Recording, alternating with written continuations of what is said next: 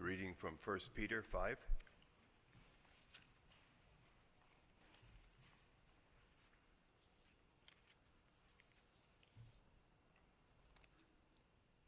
Humble yourselves, therefore, under the mighty hand of God, so that he may exalt you in due time. Cast all your anxiety on him because he cares for you. Discipline yourselves, keep alert. Like a roaring lion, your adversary the devil prowls around, looking for someone to devour. Resist him, steadfast in your faith, for you know that your brothers and sisters in all the world are undergoing the same kinds of suffering.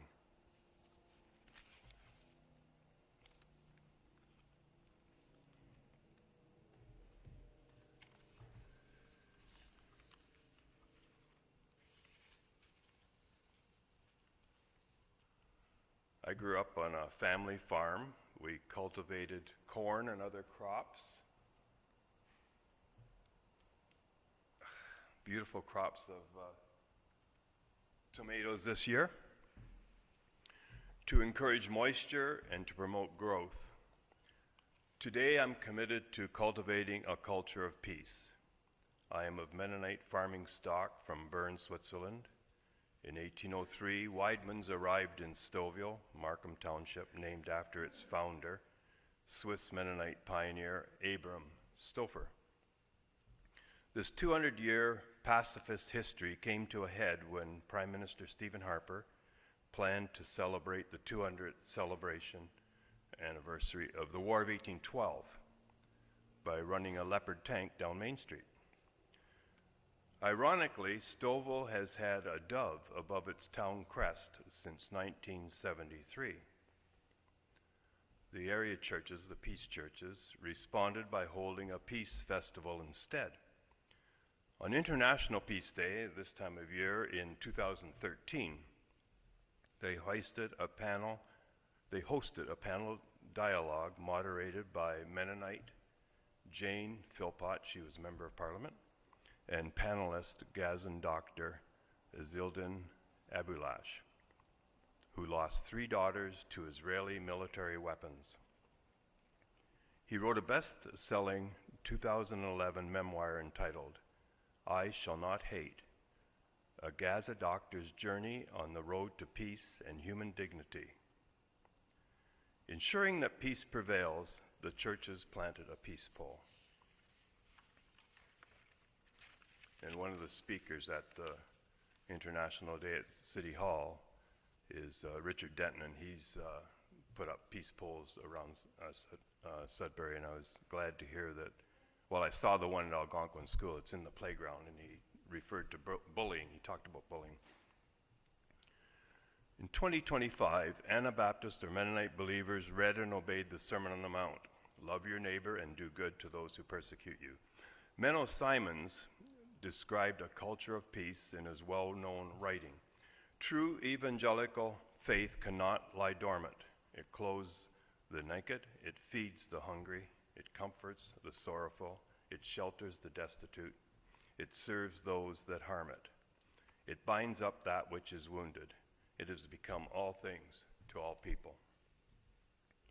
Today, many Mennonites have signs on their properties in English, French, and Arabic declaring, no matter where you're from, we're glad you're our neighbor. We also have Muslim Mennonite dialogues. Jane Philpott said, education, imagination, and interaction should guide our way forward toward a culture of peace. Specifically, we need to learn each other's story, imagine new realities, and interact with each other. Exemplifying this, the people of the Six Nations Haldeman Tract near Kitchener met with 160 people of various denominations, this was in the Canadian Mennonite, for a strawberry communion service this past July, while exploring the church's possible response to Indigenous land claims. 4 Mennonite churches have started giving annual lease payments for continued use of the land. 3 of them are in Winnipeg, but 1 in Kitchener. Well, Sterling Avenue Mennonite, who helped us get going when we didn't want the Mennonite dress code here. So once again, Sterling is on the cutting edge. Another church offered use of extra building space. This year, Dr. Fozia Alvi, a Canadian doctor, she's from Alberta, in Gaza, was shocked to see sniper bullet holes in the heads and hearts of small children. Although Israeli apartheid genocide has been ongoing since 1948, never before has such targeted genocide been seen in warfare. With journalists murdered, social media is the main source of news, resulting also in the murder of TikTok star Mido Alame. 10 days ago, Israel bombed civilian tents, creating a 9-meter crater at El Mawasi, Gaza, and that's a humanitarian zone. More bombs have been dropped on Gaza than on World War II Dresden, and Dresden is a proven war crime. Shockingly, Sudbury is not exempt from war crimes. David Starbuck, a retired professor at Cambridge and avid supporter of Palestinian Solidarity Sudbury, is writing a booklet linking the use of Sudbury nickel with World War fatalities and currently with Gaza. Sudbury is synonymous with nickel, and nickel is synonymous with war. And please sign his petition, No Nickel for Genocide. I have papers here for that. Like the First Nations of Canada, do not Palestinians also have land claims and the right to life? Criticism of the Israeli government is not anti-Semitic. That's what you hear on the news all the time. Occupiers do not have a right to defend themselves. They're occupiers. Go away, leave, declares Andy Oliver, a Florida pastor grounded in liberation theology. Andy calls Jesus a Palestinian refugee. Bishop Desmond Tutu said, if you are neutral, you are on the side of the oppressor. Now, for my speech, I was only allowed 700 words. I'm giving you a few more. So in Sabil, letter of support, I'm going to talk about one sentence on ideological thinking. So Zionism is a political ideology which betrays the foundations of our faith. At its core is the belief that a single group of people enjoys God's favor more than the rest of the world. We reject this because we know that God loves us all equally. Sinners and saints, Jews and Gentiles, believers and non-believers, all enjoy the boundless, unconditional, inexhaustible love of our Creator. So that's what's wrong with ideological thinking. Ideological thinking, and it leads to hatred, redacted history, and jeopardizing our way forward, must be confronted by the Sabil wave of prayer. Sabil is an ecumenical liberation theology center in Jerusalem, which strives to develop a spirituality based on love, justice, peace, nonviolence, liberation, and reconciliation for the different national and faith communities. We met with Sabil on the Mount of Olives in 2018, the West Bank. Unfortunately, racism still dominates our society. Critical of Haitian immigrants, Trump yelled, "They're eating the dogs and cats in Springfield." This claim was immediately debunked. But likewise, right here in Sudbury, the 174th anniversary celebration of the 1850 Huron Treaty held at Anderson Farm, Wikwemicon Chief Duke Pelche stated that social media claimed First Nation people are cutting the trees from Anderson Farm to build their tent teaching lodge. All he said was not true. So there were no stumps to prove it. Significantly, 2024 is the first time the celebration is held off reserve. So it makes sense that there's going to be conspiracy theories when something happens, something new happens. So this is an instance of learning each other's story, imagining new realities, and interacting with each other. Working together from our various faith backgrounds and assorted ethnic and political roots, we must strive ceaselessly to create and cultivate a culture of peace. As Leroy Bennett concluded during the 1850 Huron-Robinson Treaty celebration sunrise service, we need to lay down cedar and start praying. So I brought some cedar here. I have much more to say, but Mary's afraid that I'll get too disjointed.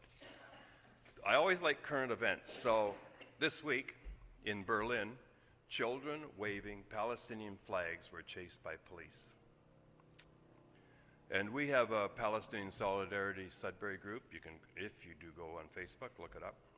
So this was posted yesterday. It's been brought to our attention that if you comment or like anything from this page, this Solidarity group, that it can freeze your Facebook account and possibly lose your Facebook page.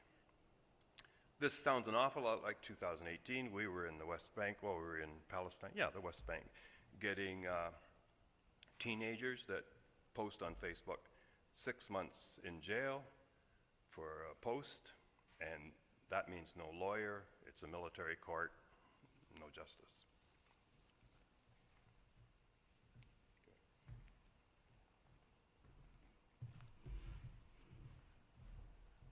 I just want to conclude with reading the words. I didn't think we should have 2 new hymns, but reading the words of O Day of Peace. Maybe we could read them together. Number 787 in the hymnal.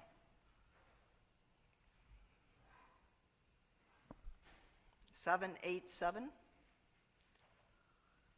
O day of peace, that dimly shines through all our hopes and prayers and dreams, guide us to justice, truth, and love, delivered from our selfish schemes.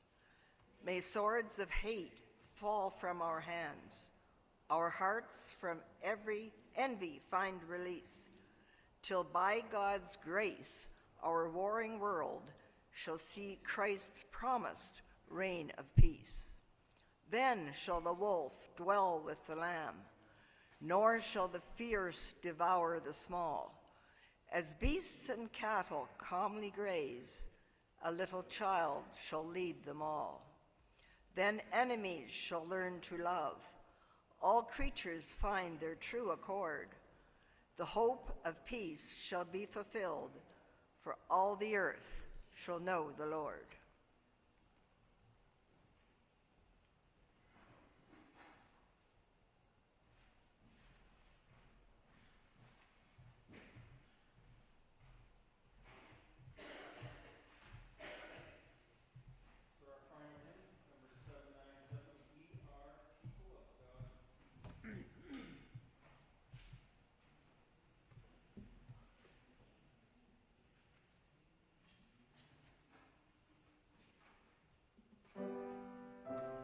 And let's stand to sing.